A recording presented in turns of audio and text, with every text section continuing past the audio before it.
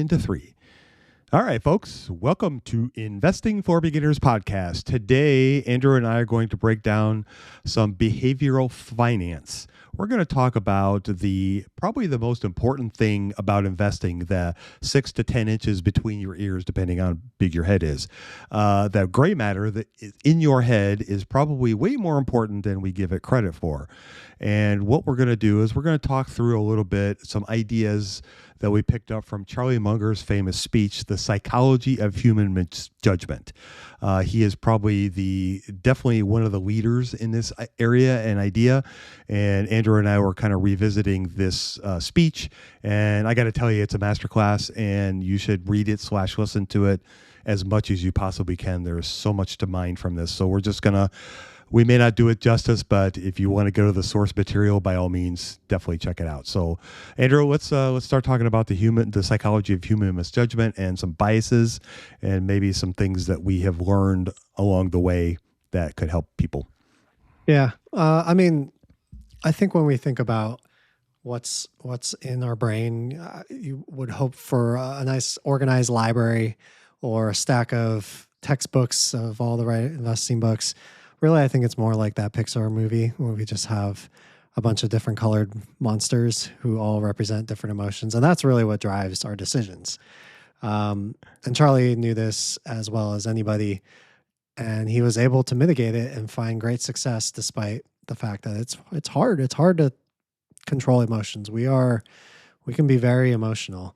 And I love the way he described, there's like 2 versions of the speech, I guess. So I don't know which version I'm referring to, but he talked about how not a lot of people would like the idea of him like basically skimming 3 psychology books and then having the nerve to make a whole speech about it. And that there will be a lot of haters who look at him for displaying so much disregard for conventional wisdom while, quote, popping off on the subject in which he had never taken a course. And I love that he just lays it out like that and then proceeds to go on and make the speech anyway, which, like you said, has so many gems of wisdom and so many things that the more you think about, like, wow, I guess I do have tendencies to do that. And wow, I better try to be aware that I can have those tendencies, because a lot of those things can make us not as good of investors as we would like to be. And it's not just going to come naturally. I'm not just going to frolic through the fields of accounting books and spreadsheets and come to this great awareness of how I can make better decision making. A speech like Charlie Munger's can help you get there. So I like you said, I don't think we'll do it much justice, but hopefully we can telephone game at least 1 or 2 insights. And I wholeheartedly agree with what you said. Like, go to the source material because it is fantastic. Yep, it is. And little side note, you can download the song as a song in Spotify, and it's about an hour and 15 minutes. Yeah. I used to listen to it years ago, and Andrew and I were just actually downloading it a few minutes ago. So it is available on Spotify.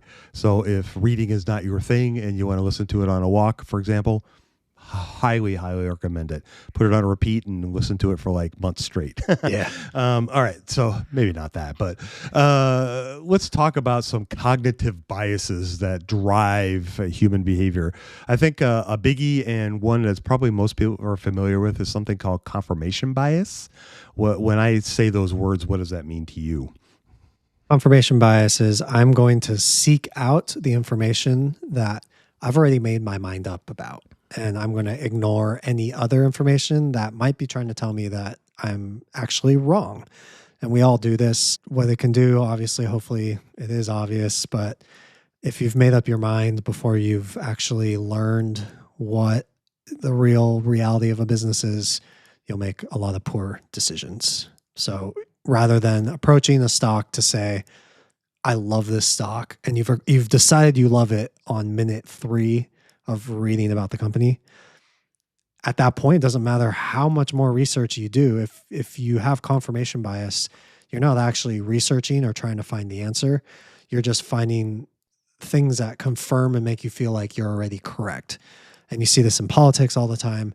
And unfortunately, you see it in the stock market all the time. And it's not that easy. It's not as easy as finding your favorite company or finding the stock that everybody loves and just automatically thinking that that's going to be the next optimal return over the next 5 to 10 years. It's not that easy. And if you can get ahead of confirmation bias, you can become a much better stock picker. Yeah, for sure. How would you recommend people maybe take a stab at disconfirming confirmation bias? Like how can they avoid it, do you think? One of the things, which is hard because, investing can be a solo game, but Yes. I like to, in our conversations with each other, I like to tell you, hey, I think I'm drinking the Kool-Aid here. Tell me what I'm missing, because once Mm, I've drank the Kool-Aid, it's too late. And so having somebody who can provide you with outside perspective. So I guess to sum that up, I'm seeking opposing opinions. And this doesn't mean I'm necessarily wrong, but it means I need to see what other people who haven't drunk the Kool-Aid are thinking about and what lens are they seeing about a company. Because I don't think every stock pick's different, but I would say if you want to do like a majority of the time, a good stock pick, you should probably feel a little bad and a little good about. If you feel all good about a stock pick, you probably haven't done your research, or you are buying a stock that's really expensive. Those would be the things I think, trying to balance the emotions and trying, if you're feeling really romantic in a way about a stock, go out and intentionally look for reasons to not like a stock, because you can always find bears and bulls on any company. mm. Yeah. Yeah, I love that. And I think that, to me, that's probably one of the better ways to do it, is try to include opposite opinions of what yours is, so that you can get input that may help dissuade you from drinking the Kool-Aid, so to speak, or at least give you a viewpoint from a different angle on something that you may not have considered. And that's why reading others' writings about a particular business can be helpful, especially when you're closer to the point of potentially making a decision, and then looking at what the opposite side has to say about that. I know I've read about people that will actively seek out short reports, or will seek out different information that will help kind of counteract their confirmation bias. And so they can try to look at the other side, because it's so easy. It's so easy to drink the Kool-Aid and fall in love with a business or a CEO or a product, and just get blindsided and just keep looking. Every information seems like everything you look at goes, yep, yep, yep, yep, and that could be a dangerous place. And so it's really hard to keep an open mind, and that's why it's so important to try to get outside of the echo chamber, either in your own head or in the circle that you're operating in, to get other points of view, because that can be so enlightening. Well, the algorithm's actually designed to perpetuate your confirmation bias. There's a great documentary. I recommend it to everybody, even if you're not like picking stocks. Do you remember what the name of it is? Social Experiment or something? Yeah, No. social. Oh gosh, what was it? Yeah, it was about the social. It was about Meta. I think it was Facebook at the time, but Facebook, LinkedIn, Instagram, Twitter, like all those, and how they were designed. I'm blanking on the name of the. It'll come to me at 2:40 this morning, but it was a great show on Netflix for a long time, and it was really it exposed how those algorithms work, and how they're designed, and how addictive they can be. Yeah, and also how it led to a lot of other riots and stuff that you see in politics and during elections and all this, and it just all, like you said, the echo chambers. I'll give a silly example, but it's true. So I'm from Southern California. I grew up on In-N-Out, and I doesn't matter how many French fries that Five Guys will put in my bag that overflows my cup. I do not care how many they will put in my bag. I am an In-N-Out guy. If I'm on Instagram and you are showing me you eating an In-N-Out burger, I'm all about it. I'm watching that. I'm watching that. And for some reason, I seem to see more and more In-N-Out videos on my Instagram feed. So I am seeing all this confirmation that in fact, In-N-Out is the better burger chain. And by the way, I actually don't see much Five Guys in my Instagram. So that must mean, in fact, I am correct that In-N-Out is better than Five Guys.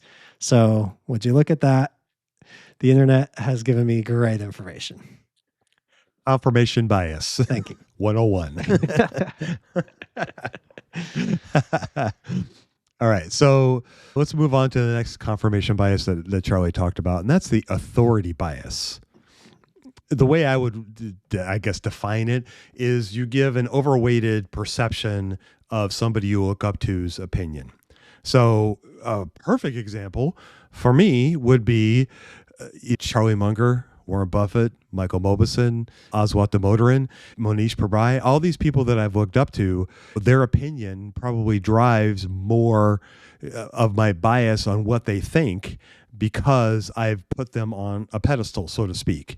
And Jimi Hendrix for the guitar, Eric Clapton for the guitar, Stevie Ray Vaughan for the guitar, all those people, you put them on a pedestal and it's very easy to give them outsized authority. Like, what they say is going to have a huge impact on how you think and how you behave. And so that's something you definitely have to work against.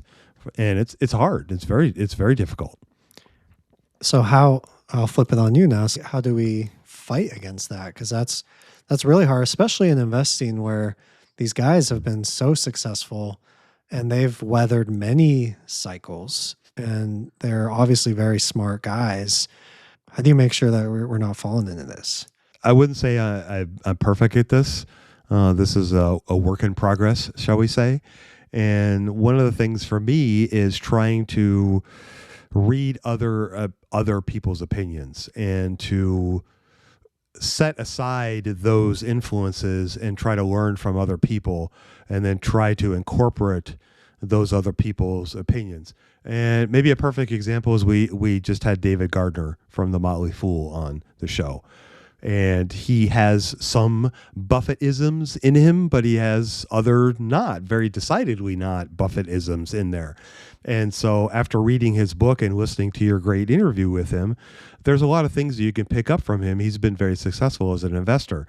And so you have to decide, I have to decide, are some of the things that David proposes are things that fit with me personally, with my emotional state and with my mental state and how I can invest, and balance that with what Charlie and Warren have taught me all these years.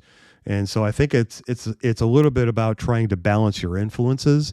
And so for me, the way I try to work through it, I'm not saying this is the ideal way to do it, and hopefully you have a better way, but the way that I do it is I try to read other people's writings and try to think about their influence and how that could impact, taking the base of what I've learned from these other people and try to add this and try to, make it my own, so to speak. I'm relating this to the music thing because that's what you have to do when you're a musician is you imitate. At the beginning, you don't know what you're doing, right? So you have to imitate Jimmy, and you have to imitate Stevie Ray Vaughan or B.B. King if you want to be a blues guitar player. You have to mimic those guys. You have to learn what they play their solos note for note, all this kind of thing.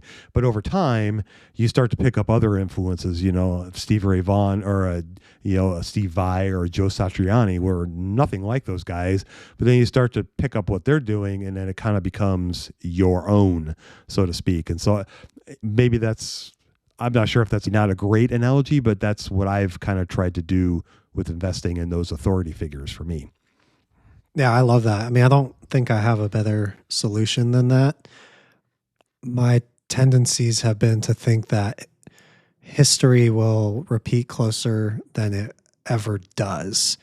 And so I guess one of the ways, I don't think I've actually tried to do this consciously, but now that I realize it probably should be a more conscious effort, is just to be more, because when I started, I was all about history. Like one of the things I remember picking up very early on as an investor, and just if you read books in general, this tends to be true, is the idea that the best books are the ones that have been the best sellers the longest. Because there's just so many books that just come and go, and they come and go, and they come and go. So if you really want to read the best material, it tends to be the material that's been a bestseller for 50 years. Benjamin Graham, Joel Greenblatt, right? Like these guys who knew what they Peter were Lynch. talking about, Yeah. and their wisdom is timeless. So I think I definitely spent too much time in that world and not enough time in today's world. And when I started to take the advice that you would prescribe on our show and that we would talk about of, hey, read a lot of 10Ks, listen to our earnings calls, get yourself out of the past and look at what's happening in the present.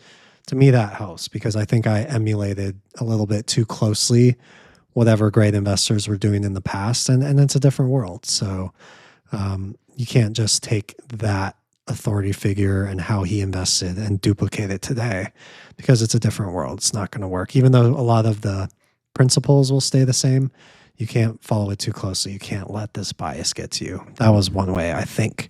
In hindsight now, and I was worried because you kind of put me on the spot, but I think in hindsight, that was something that was a way to kind of counteract that. And I think it could be helpful if people struggle with that today. Yep, for sure. I think it's a real easy bias to fall into under, especially in the investing world, especially when you're newer to the whole investing game, is to find somebody that really resonates with you and to really, I'm not saying it's a bad thing, but at some point you have to start to try to be your own person because, the way Peter Lynch invests or the way that Bill Ackman invests may not fit your personality. And so that's where you have to start working past that bias. And, the reason why Charlie brought these all up are because these are all things that we all struggle with. And he's trying to point out ways that we can potentially move past those so that we can try to be our own person. And that's what ultimately that's what he's trying to get at. All right, let's move on to the next one, which is social proof. This is, in this day and age of social media, this is very dangerous. Yeah. How would you describe it, I guess, in today's day and age? Because maybe he even described it a little bit differently. I don't know I'm pretty sure the speech was before the internet. So how would you describe it in today's day and age? Today's day and age, I would say that it really comes down to, well, so-and-so did this or so-and-so said that, or I saw so-and-so do this on Instagram, so it must be a good thing or it must be right. It would be low-hanging fruit to throw Alex Hormozy under the bus because he's, one of the largest followed people, and a lot of people treat what he says as gospel. And I'm not saying he's wrong. I don't read him. I don't listen to him. It's not a person I follow, which is fine. But I would say that there's a lot of disciples of his, and I think a lot of people, because he says something to do it, that they go out and do it. And he has a huge following, so he has a huge influence on people, and it could be a dangerous path to follow. Again, if it doesn't fit you and your personality or the way that you want to operate or live your life, and that can make it challenging. I'm not saying it's good or bad, but I am saying that it can be dangerous if it doesn't fit who you are. Yeah, I agree with that. Nothing to add there. I guess one thing that did pop to my mind is I think there's some social proof in the type of stocks you buy. And I've just noticed this with myself personally is when I have stocks that I've bought recently that everybody can relate to when I tell them about the stock, I get that kind of like social proof confirmation or reassurance where if I'm telling you that I bought Progressive Insurance or even something like Crocs, which I've mentioned over and over again on the show, people know those names. And so they'll be like, oh, okay, cool. But if I mention a Pulte Group or I mention like a B2B, I mean, something like Simpson Manufacturing, for example. Yeah. Yep. Perfect. Most people, including me, when you first mentioned it, blank stare, like, who? Right. Yeah. And then you see how it has such little mind share in my mind now because it's just not, it just sits in my portfolio and grows earnings and doesn't feel as flashy as buying Apple on a dip and being really proud of that moment. So that can be dangerous as an investor because we're not investing, we're not picking stocks to feel good about ourselves or feel like, hey, I can be the cool kid on campus every time I talk to people and tell them the stocks I'm buying. we should be buying stocks to make money and do it in a safe and consistent and sustainable way. So obviously, it's very evident from what I just said that I struggle with this and I don't know if I have a good solution, but at least maybe being aware that it's there. If I find myself feeling really good about Apple or Progressive Insurance, that maybe, hey, cool the jets and relax and realize, okay, look at it objectively, go back to how you beat confirmation bias, go through those steps and keep that balanced emotion around how you feel about stock. Yeah, that's really good advice. How many times have you either come across an idea or invested in a company and either find out later that some super investor, oh, Bill Ackman bought Right. the same thing. Right. You know, it does give you a little endorphin rush, you know, 'cause, whoa, hey, you know, I might be onto something here, because, you know, somebody that you look up to bought the same thing, or vice versa. You're doing research on a company you're interested in. Somehow you come across the fact that some other super investor owns the company that you're interested in. And that can lead to being more open to buying it because you're influenced by them. One thing we should probably mention about a lot of these biases is sometimes they can stack. Mm-hmm. So authority bias and social proof can kind of stack on top of each other, and then you start adding confirmation bias into all that, and it becomes this nice little soup of human emotions that you have to swim through to get to the other side of what you're trying to do. So it is something you have to be aware of. And I like what you said about we may not have the antidote, but I think if you're at least aware of these, then it can maybe help prevent you or at least give you pause. Oh, okay, so Bill Ackman bought it. How do I feel about that? Do I care? And if you do, then you maybe ask yourself, why do you care?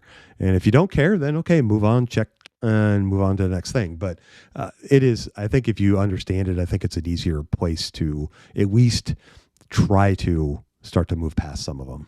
Yeah, love it. All right. So let's move on to the next thing that Charlie talks about is the power of incentives. This is one of my favorites. Oh, really? So please take first serve. Well, I think this is the power of incentives is something that I think once you see it, you can't unsee it. And when you think about what drives behavior for certain things, I think it's very evident. It's very evident in the stock market, and it's even more evident in politics. And I don't want to dive into the politics part, but in the stock part of it, you'll see it very, very evidently. The power of incentives will basically drive the behavior. So, kind of the way to think about what does this mean is the reason people are doing the thing is because there's an incentive driving them to do it. They're going to get some sort of reward, whether it's monetary, whether it's, you know, public acknowledgement, whether it's internal gratification. There's something that's causing them to push forward an idea or a particular product or project. And an easy way to visualize this is to think about a CEO of a business. If you listen to the earnings report and they're talking about adjusted earnings, for example, and just throw that out there.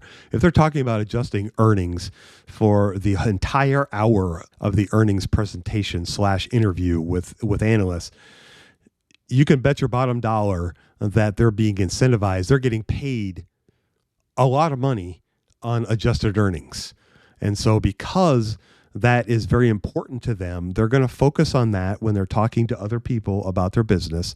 And then they're also going to focus on that for the operations of the business so they hit those targets for the adjusted earnings, ergo making more money. So this is a simplified example, but it's very evident when you see that kind of thing. You'll see the same thing from the analyst side, for example. Analysts are incentivized to speak highly or positively about a business because they want access to that business. And so if they air quote tell the truth or say something negative, then they could piss off somebody in investor relations or maybe the CFO or COO and ergo cut off their access. When these analysts talk about companies glowingly. Sometimes you have to ask yourself, why are they doing that? When it's so obvious sometimes to us, there's not much positive to say about this company. Right. But here they are, great quarter, guys. No, it wasn't. So earnings were down, revenue was down, half of their management team left, in disgrace. Like, not a good quarter. Why are you telling them it's a good quarter? Anyway, so that's why power of incentives to me is really interesting. And I think it's one of my favorites because I think once you see it, you can't unsee it. Love it. So how do you, with that insight, how do you use it to analyze companies on a deeper level? The way that I approach it is I always ask why. So a perfect example is, why do I hear the CFO talking about return on equity and the gross margins all the time in their earnings call? Why? Why is that so important to them? Or why is this particular segment of the business so important to them? What's incentivizing them to talk about that?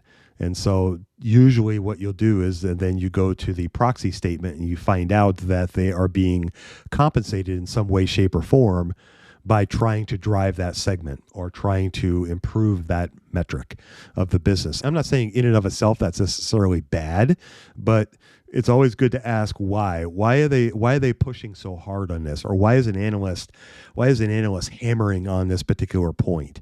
Or why are all of them hammering on this particular point? Is that something that's really important, or are they being incentivized to do this? And so that's how I try to approach it. I'm curious what your thoughts are on all this. That's really good. I guess to kind of tag along to that, I think what's beautiful about investing in the age that we do today is that CEOs of a lot of the biggest companies are making themselves more and more accessible to the general public. So now they're doing podcasts, long podcasts where you can really get a feel for this person. And depending on how public their persona is, sometimes you can pick things up from the things that they say in the interviews when you realize, okay, there might be something deeper here. Like a billionaire who is envious of people who he considers peers who have been able to do this, and this in the technology, and he hasn't been able to, he's just in this technology, which is considered lower class than this technology. So maybe all of the decisions he's making is based on that envy he feels or whatever he's trying to prove. And I think those are things you can pick up from conversations and podcasts. What is that that phrase when you accidentally let something slip while you're talking and it shows kind of like where your mind's at? I can't remember the like a Freudian slip, I think. Yeah. Like you might stumble across a podcast where you hear that from a CEO and you're like, oh, that starts to explain why what I thought the company was going to do and the reason I invested in this company is actually a different track. So to get to that place, to Dave's point, you have to be asking the question why. Because if you never ask the question why, you figure, I already know the answer. You stop digging. You don't come across these other alternative reasons, the real reality. I keep saying that because I don't know what else to say. The real reality, well, duh. That situation, you won't come to that if you're not digging and asking why. Yeah, for sure. I mean, you see it everywhere. And like I said, once you see it, you can't kind of unsee it. Like if you go on social media and you see somebody really pushing hard, positively or negatively about a company, for example, chances are they're either pushing it because they want the company price to go up or they want the company's price to go down. And it may not always be evident, but sometimes if you dig a little bit deeper onto why they're super negative about a company, it's because they're shorting the company or the vice versa. They're long the company and they're writing about it and they want people to subscribe to their newsletter. Again, not saying this is a bad thing, but incentives will a lot of times push our behavior. And so it's good to be aware of that whenever you're trying to take in information from an authority bias, for example. So again, stacking. Yeah. And that's actually one of the things that Munger said was about these particular things. So I'm glad you keep bringing up the stacking because that's huge. Yeah. Yeah, they don't exist in a vacuum for sure. No. All right. The next big one that Charlie talks about in the speech is the Lollapalooza effect. So what are your thoughts on this one? Man, this one's hard because I feel like I don't fully grasp everything he was trying to communicate with this one. The way I understand, and I think there's multiple layers to this onion, but one of the examples I remember reading in the book, which, by the way, if you haven't read Poor Charlie's Almanac, it's a pricier price point than a normal book would be. Maybe throw it on your Christmas list and maybe Santa will give it to you. In that book, he mentioned Coca-Cola and how Coca-Cola had become a Lollapalooza effect because you might think, Coca-Cola's business. Oh, okay, they sell Diet Coke, they sell Cherry Coke, they sell whatever. Actually, Coca-Cola, the stock that Charlie and Warren bought, they actually just sell the syrup. And then other companies are the ones who will do the bottling, they'll do the distribution. Like they'll do a lot of the capital intensive stuff, and Coca-Cola gets to sell at a very small price. So when you think about how much do we pay for a bottle of Coke or a bottle of Pepsi, whatever. I think we were at the hotel together a year ago, and it was like $6 for a little bottle. Yeah. So that's still burned in my memory. That was a lot. Right. Yeah, I was like, how much? What's the cheapest, like when you used to buy when you were like a kid? Do you remember how much a bottle of Coke would be? 50 cents. 50 cents. Yeah, 50 cents. Yeah, 50 cents. Crazy. Okay. So we're at like $6 today. But really the amount that Coke will charge for syrup, I don't know the exact number, but it's still probably less than $1. I think it's still in the pennies. I remember when he was talking about in Poor Charlie's Almanac, it was somewhere like 25 or 50 cents or something. It was really, really small. So there's a lot of pricing. There's a lot of price power that is still untapped that Coca-Cola could essentially tap into. They've chosen not to because they want to keep customers happy. They want to keep the ecosystem happy and all these things. So from my understanding, the Lollapalooza effect being a good thing for a business and giving them the type of returns and the type of profits that is not typical with a particular business, because there are certain aspects that just make it special. And in the case of Coca-Cola, it was them selling syrup at such a small unit cost, spreading that out over hundreds of millions or billions of servings, and then having that lever of, okay, a couple of cents here, a couple of cents there, billions of dollars. Just So that's all I remember from it. I'm probably not painting that entire picture with all the strokes and brushes I should, but that's what I remember. Please correct me on some of that. I think you're pretty right on. The way that I remember it is kind of like See's Candy, one of the companies that they bought. I think he might have referred to that in another speech as an example of something that was kind of a Lollapalooza effect, in that there were like all these combining factors that go into finding a great investment, and it's a super rare event. And for See's Candy, I think it was a combination of the quality of the chocolate, the social proof, that it had, because of when you gave that to somebody that you love, it was a sign of, of caring. And then just the brand recognition or the authority that the brand had, all those things kind of combining make it a Lollapalooza effect, and it makes it's a rare breed that you can find something like that has these qualities that make it really appealing and give it a lot of authority that really make it a great investment. I don't remember his exact phrase, but the meaning, I guess I'm going to paraphrase strongly. If you find something, a Lollapalooza effect, double down on it, because those are rare events to find, and those are things that you should look for when you're out in the investment world. Is try to find these different combinations of positive effects that lead to something being greater than it's the sum of its parts, I guess is the best way of putting it. I think I do remember the See's Candy example now that you mention it. It was something about like And to your point, combining a lot of these negative biases and emotions and turning it into a positive for the companies we're investing in. But the power of incentives, I remember he used the Cease Candy example. You're going to buy a box of chocolates for your crush and give it to her with some flowers. Are you really going to quibble over a 50-cent upcharge of the price? And I think that was an example of that. And you combine it with, like you said, the social proof and some of the other things. That's brilliant. Yeah.